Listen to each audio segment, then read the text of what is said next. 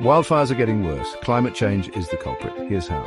Wildfires like the Palisades fire in Los Angeles are devastating. It burned over 17,200 acres and destroyed 1,000 buildings.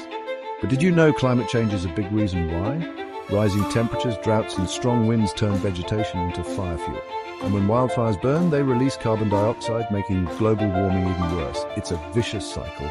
So what can we do? We need to reduce emissions, manage our forests better, and prepare our communities. Every action counts. Together we can fight for a sustainable future. Act now, our planet needs us.